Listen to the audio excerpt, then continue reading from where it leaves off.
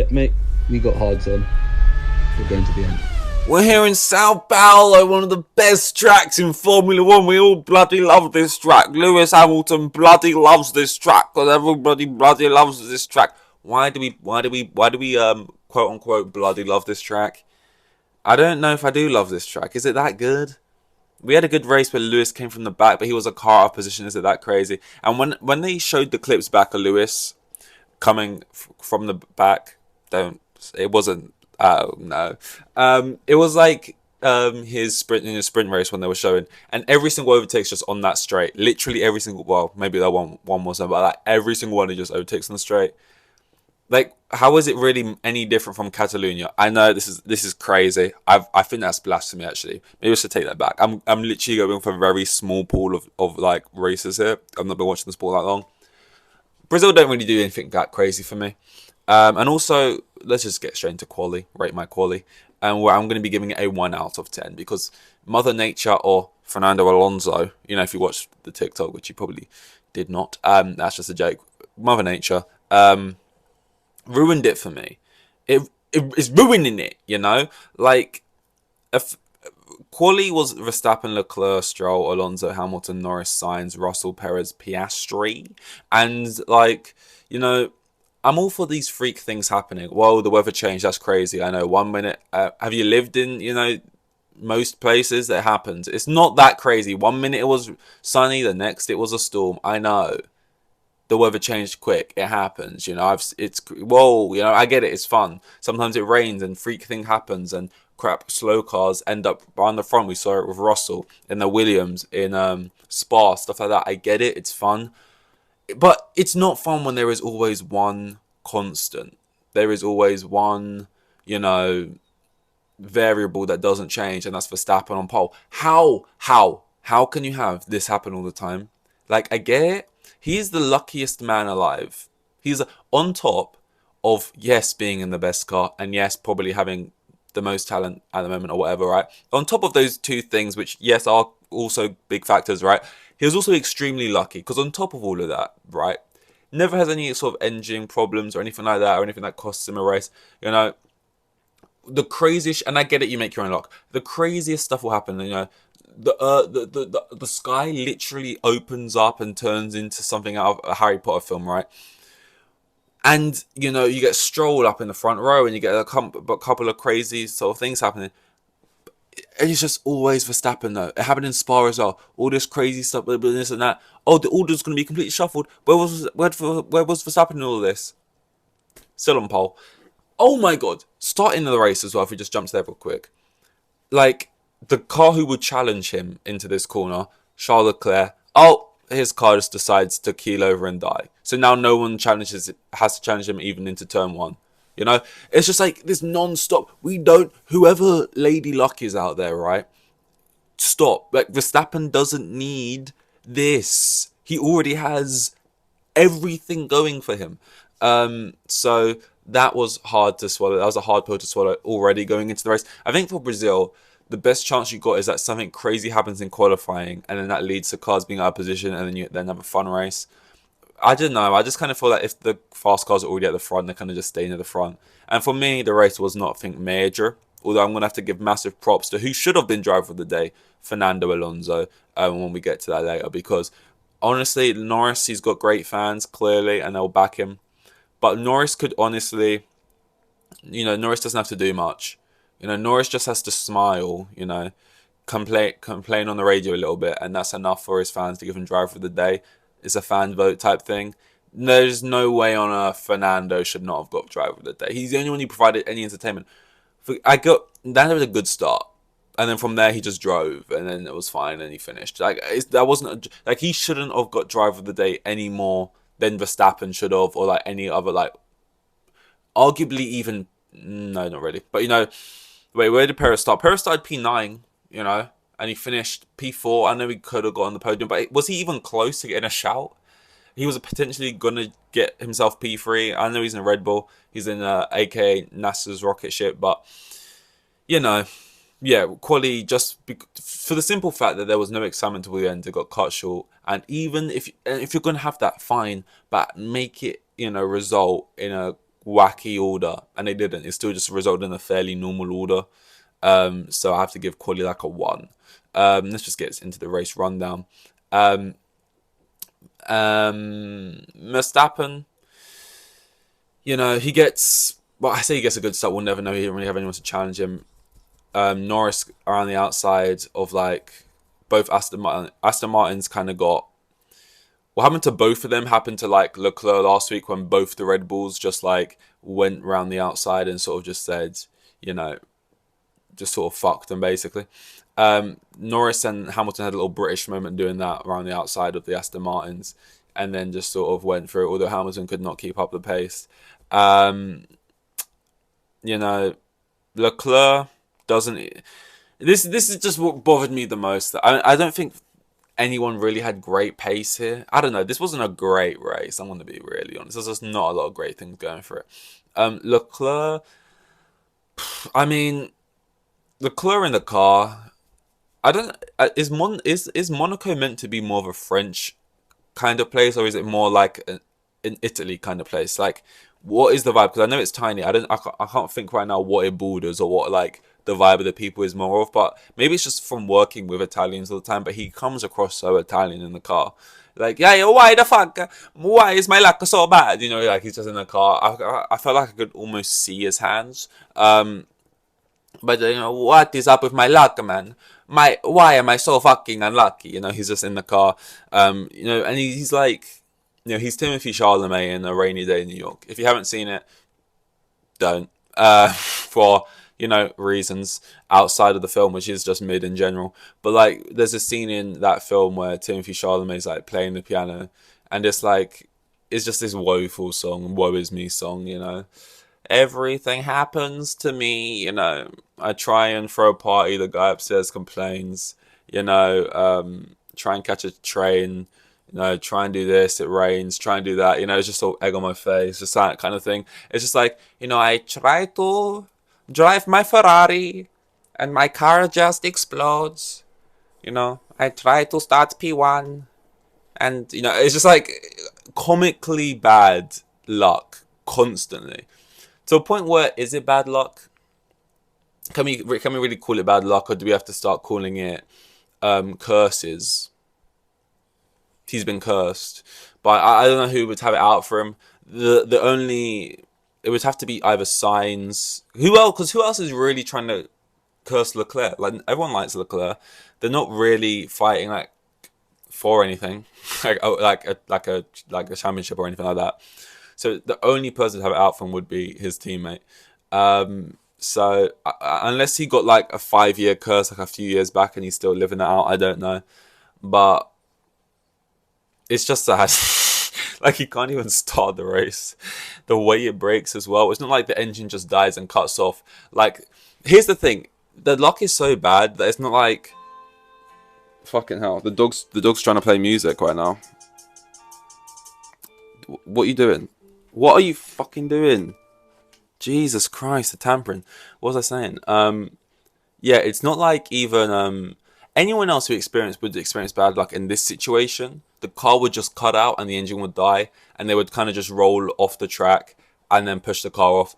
But Charles Leclerc's luck is so bad, it doesn't only push him over, it then spits on his face. Like, the engine could have just cut off and break, and then, engine, lost power, drive it back. No, it's, we're gonna not let you start, and we're gonna throw you into the wall, you know? And then just chucks him into the barrier, give you some whiplash, you know, hurt your spine a little bit while we're at it, because why not, you know? Someone's got out for Leclerc, I don't know why. And then after that, Leclerc, like, I half expect, he just kept running into the trees, into the forest. It's like, is he coming back? I know, like, sometimes you get off the car and it's like, it's not a straightforward way back to the garage and that. But like, he gets out of the car, he's like talking with engineers. It's like, he's like running further and further into the distance, into the trees. It was just like, is he, like, I wouldn't be surprised if we just never see him again. It's like, oh, Leclerc was last spotted here, and he's now this elusive figure like Bigfoot. Like, he was last spotted here, running through the trees in his red Ferrari, so we just never see him again. And to be honest, I wouldn't blame him. It's not been great. It's a year to forget. He said it himself, and he was right. He is right. I mean, it's not exactly a thing, a hot take there, but it is what it is. So Leclerc doesn't start. To be honest, Leclerc, I don't think he would have had much fun in this race anyway. What else happens? They kill every vi. Oh, yeah. I mean, this isn't really a point. This is how dry the race. But like, there was a point where when Norris got into Verstappen's DRS, and Crofty's doing his job, trying to be like, make it feel exciting, and he's like, I don't want to go crazy here, but Norris is on the back of Verstappen, and then the guy who is it Brundle who sits with him on commentary, I don't even know. And he's like, oh, I wouldn't worry about that. Verstappen, if he wants to pull away, he can at any point. And it's like, yeah, we know that, but don't tell us that. Tell us this is exciting and there's a chance of an overtake here. Stop. I hate when they do this thing like before every race. They go, and the drivers do it as well, because it is technically true that we're just technically telling the truth, right? And they go, is there a chance you could win today? Is there a chance that... No, Verstappen's going to win. Verstappen's just got more pace. Verstappen's just going to do it. He's the best guy. He's just so talented. It's just like, no, lie to me. Tell me it's all going to be okay. Tell me something fun's going to happen. Stop just conceding defeat like straight away. I've got the people on commentary, the people who are meant to be making this exciting. Verstappen's got Norris sniffing his mic crack, right? And they're telling me, I'm pretty sure if Verstappen wants, he'll put that pedal down and he'll be off, And then for one lap, Norris actually pushes, right? And then all of a sudden they're like, whoa, Verstappen, Norris, if he wants to get him, he has to get him here. They kind of buy into it for one lap. And then literally the next lap, Verstappen is 2 seconds ahead. So what they were saying is right. Like if Verstappen wants to, he will just get away. But don't let me buy into it. Let me just believe. Let me huff the cope for a fucking second.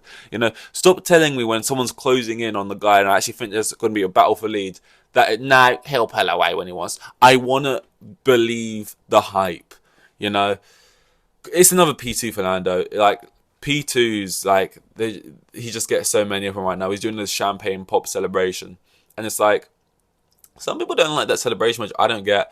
It's actually a celebration. Everyone else just gets up there and does the same thing. They don't have something. At least Daniel Ricciardo. I like people at least have something. Ricciardo's got his shoey. Lando's popping the celebration, and honestly, it's here and I never watch the celebrations, but if he's on top step. And he jumps off top step, pops that number 1. That is going to hit like crack. Not mic crack, not down there, but that's going to hit. That's going to be sick. And also, it's kind of good now that it's taken him so long to get this win. Because it's not like he's crap and he just hasn't got a win for those reasons, It's because, the situation he's in right now, the car who is at the front, right? That when he finally does get a win, which inevitably will have to happen, right? I don't know. I just said that. I thought, could we genuinely be sitting here in 8 years' time and he's like 30 or whatever? And he's like, we're still going on about Lando and he's got about 62 second places or whatever. But like, surely he will get that win right at some point. And, Crofty, clear your voice. Don't get it wrong. Don't be stumbling over your words like I am right now, right? And get the commentary on point where like it's Lando's coming around. It has to be a good win. Like, part of me, if you won today, it's like your first win. Yeah, it was in Brazil and that, but like it would have been because they got a second safety car and then he got in front, and it would have been kind of crap like that. If he gets a win and it's a performance kind of like Silverstone or like last week, right? And he comes through and he started like P4 or whatever. He starts a little bit behind and then he gets the win. And it's like, Lando, he's waited and he's got 3 more corners for this elusive victory. Not elusive anymore. It's looking very real. Lando Norris finally a Formula 1 winner. You could just get something sick going, and then it will just be good now because it's been built up so much. And especially when far lesser drivers, Esteban Ocon, have won races at this point, who just don't deserve it. Like, someone like Lando should have a win. Esteban Ocon, I mean, I never really liked Ocon, but I'm at a point now of Ocon where, like, I don't know. I feel like he's just chronically online.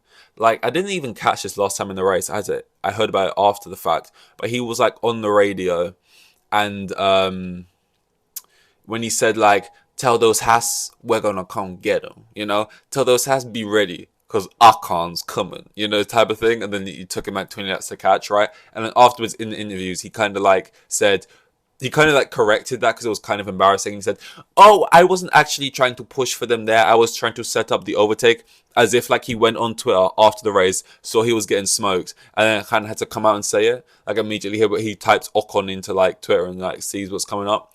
It felt like the same kind of thing happened like this week, where like he, and yes, loses the car. I'm not like a car expert there, and I get everyone sliding across and technically losing it right here and there. But they're sliding off and recorrecting. You kind of slid off and drove directly into Fernando Alonso, right? But yeah, whatever. To me, as just the sort of, you know, dummy, dumb, you know, I look at that and go, you spunny, you look like car lost from you, you crash, big, right? And everyone's kind of saying that. And it feels like he gets on the car, immediately jumps onto it, seems he's getting flamed. And then he goes into the interview and he's like, and apparently, like, I've heard some people saying, it's like, who would you have heard saying that? What, the other drivers, like, murmuring to themselves? Like, he must be talking about the wider opinion of Twitter, right? Because he's not went back and listened to the live feed in that time and what Crofty said. So, like, when he says, you know, I've heard some people saying I lost the car. I didn't lose the. I've heard many people say I've been losing the. Are you really saying I went on Twitter and everyone was saying I lost the car? Let me just set the record straight. I didn't lose the car, okay? The car just kind of span out and crashed into someone. I didn't lose it though. So can we just get that clear? It's like, do you really need to explain that? No one even asked you that question direct. I don't know. That was like a weird thing. I just feel like he's chronically online in a way that's just, I don't know. I hope Gasly just finishes ahead. That's all I'll say for there. What else happened in the race? They kill every vibe. George Russell and his sassy, passive-aggressive radios. Can we talk about that? It's like, George, you might have slightly more pace than Hamilton right now, but you're both in shitbox cars for this race, and they're not performing well. And like, Hamilton, where did Hamilton finish? Hamilton finished 8th and you DNF'd. Like, do you really think you were going to finish, what, at most you would have been 8th and Hamilton would have been 9th? Like, did you really think you was going to overtake Hamilton, you know, who's proved himself multiple times to be way quicker than you, proved that he can manage the tyres better than you, right? Have his head, can beat you in the mind games, right? Just been better than you in all facets, really, this year. But you think now, for some reason, this race, you've got like way more pace, and you're going to overtake him and ride off into the sunset, right? I just don't know why he has this kind of like, I mean, Hamilton's got to speed up here because I got the pace and I'm ready to go. It's like you got the pace right now, but in 4 laps time when your tires are dead, like. Anyway, he gets on the radios a lot, right? Because he's so like annoyed sometimes when he's not like. And the thing is, I feel like any normal person with their radios is like, guys, I think we should be overtake. Guys, I think we should be switching here. Guys, I think I got the more pace. Guys, I think we should do this strategy. Guys, I think this and that. Like they'll kind of suggest something.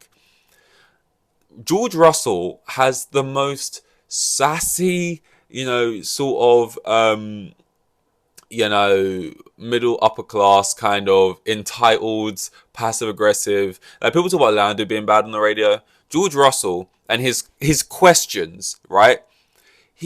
It's always questions, whether he's being told something or he's the one piping up. He presents it in a question, you know. It's so what? Are we working as a team then, or is it just every driver for themselves? Like, what's going on here? You know, it's like Hamilton pulls away. Like you're the one saying you're quicker than Hamilton. Let me overtake. You know, then he gets a bit quicker and you're out of his DRS and therefore you're vulnerable to signs. And you're like, so what then? We a team? We working as a team then, or is it just every man for himself? What's going on here then? What's happening? Ask some passive aggressive question. His next one. When Hamilton pulls away and he's like, oh no, it's when his tires were going, and they were like, George, can you manage your tires? And instead of just answering or saying what the situation is, he's like, what? So am I managing tires, or am I, you know, am I actually racing here? Am I being a racing driver, or am I managing my tires and falling to the back? What's up? What's going on? And it's like, George, just, you know, fine. You know what, George? Go all out. Fuck it. You know, your car overheated and you're out. You know, it's like, I don't. But the thing is, again, I want to clarify. I love George Russell. George Russell's providing me something. He's funny, without trying to be. You know, he's got something. I like his little sort of anything you can do, I can do better, but you can't. You know, and I like his like sort of I don't know, this sort of brash. I'm the guy. I'm him, even though he's not him. I like, and I get it. If Ocon was doing it, I'd fucking hate it. So I don't know if it's British bias or what. I just find Russell to be a funny character. And you know what? The radios are insane. They're these passive aggressive radios. I still like Russell. And maybe I like Russell more because he's not being Hamilton. I specifically remember not liking Russell as much last season when he was doing all right. So maybe that's why. I'll throw that out there. But yeah, I mean, aside from all these things I'm talking about, like people's radios, what people have said on commentary, now we can talk about something that was actually race related, which is Fernando Alonso. And I'm not even a Fernando fan. I'm not a fan, but I'm not like, there are people who love Fernando, die for Fernando, you know. Fernando, not me. But if it's Perez, okay, well, I'm anti-Perez. I don't know why. I think it's because of Drive to Survive. It kind of gave me a bad impression. I can't remember why now. It was so long ago. But I remember from like season 1 or 2 not really liking Perez, the way they painted him. That might not even be his fault. And Perez is like a nice guy, a family guy. I've got nothing really against him. I just like a lot of drivers a lot more. And I usually get some kind of kick and satisfaction out of Perez doing badly, which I know is evil. But that's just the case. And I wanted Alonso on the podium way more than I wanted Perez on the podium. And he does this amazing job. He's like placing his car. He's doing like trigonometry on the track. Like he's out here doing the perfect angles to stay ahead of this faster car. This car, which, you know, is way ahead right now in first place, right? This pacey McLaren can't keep up with it.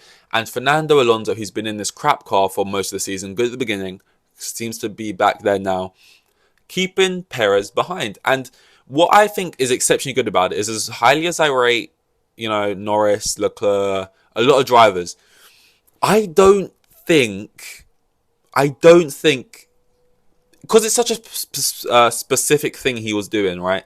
I don't know if there's many other drivers who would have kept Perez behind in that car, in that situation, for that many laps, doing what he was doing, like working it out, doing the maths, like finding out, I conserve here, I do this there, I do that then. Every lap, place it here, accelerate there, conserve here, angle it there, put it there, drive here, defend here, don't defend there, like making him wear his tyres even more, this and that, and just doing it. And yeah, he gets overtaken finally on like the second to last lap. But then this is where, you know, the boys and the men are sort of, you know, deciphered or whatever. Like, this is where you see who's who.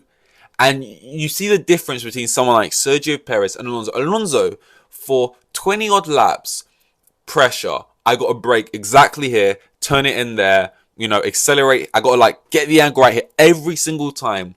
And then Perez gets ahead for one lap. And 3 corners later, he shit the bed. He's gone deep into a corner. Alonso gets him back on the final lap. And then he's defend. He defend like a lion. Alonso.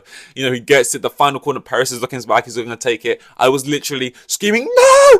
Go, Alonso! Like I'm screaming. I don't even like Alonso that much. You know, but I just want him ahead of Perez. He gets it. He's ahead of the line. It wasn't as close as I was making out. It was close. But like his like front wing was on his back tire. It was acting like it was sort of like wing. Like it was bare close. It was close, but, you know, Alonso gets it. And I was gassed. You know, that gave me something to smile about. And I was just deep in it. What has Perez even done to me to make me be cheering this Harry? But it was great. I mean, a final lap overtake. We haven't seen one of those in a while. And, it was just great. It was just great. And I know Alonso is great. He's been great multiple times. And people love him because he's so great. And he's this old man who's just back in the car. And he's just got like this old man power about him, and he just gets the job done. But this was the first time where I really felt it, and I was just really like, yes, Alonso, like yes, because I was one of these people who, like, when I first started watching Formula 1, I was like, I want to see people from F2 get in more. I want to see more young people and not see old people retire then come back a couple of years later. I don't really like that whole thing. If you're retired, be retired. But like Alonso, at this point, get Alonso in the Red Bull next season. Like, I love Daniel Ricciardo, but I kind of like him being in this AlphaTauri, less pressure. Like, what's really going to happen with Ricciardo if he goes Red Bull? He's going to get in the Red Bull. He's not going to be as quick as Max. And then we're going to see another, like, public shaming, slaughtering of Ricciardo. Like, Or he can stay in the AlphaTauri, just be good, get his £20 million drives like he did the other week, right? And be a hero that way. And then maybe he can get into the Red Bull like maybe next year or the year after that. Like, but right now, to see Alonso versus Verstappen in a Red Bull, that's fun. Do we not like fun? Is Formula One not about? Is it not? Does the F not stand for fun also? You know, and just craziness and silliness, and let's just get Perez out. Get Perez out. You know, Perez. I don't mind Perez being like an Alfa Romeo or something, but let's get Alonso. Let's get Alonso back. Honestly, Perez should go back to Stroll in that family.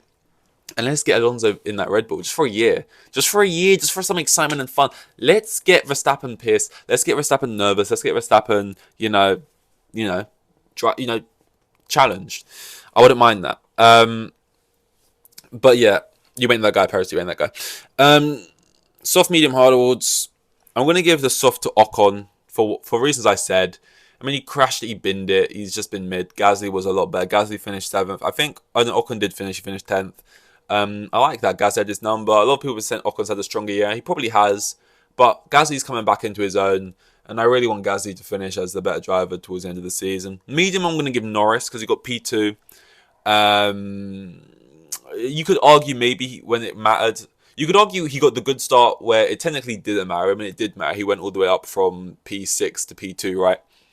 But I know one of those cars was missing. But like, you got this amazing start when it mattered less than when it did matter. When you're actually against Verstappen and you're on the inside where he got you in the sprint. Because also, I feel like, the sprint was there to maybe have been one. It's a shorter race. Maybe if you got ahead, maybe if you like touched tires or something and Verstappen went wide and this and that, and you got a puncture or gravel. Or, I don't know. You never know.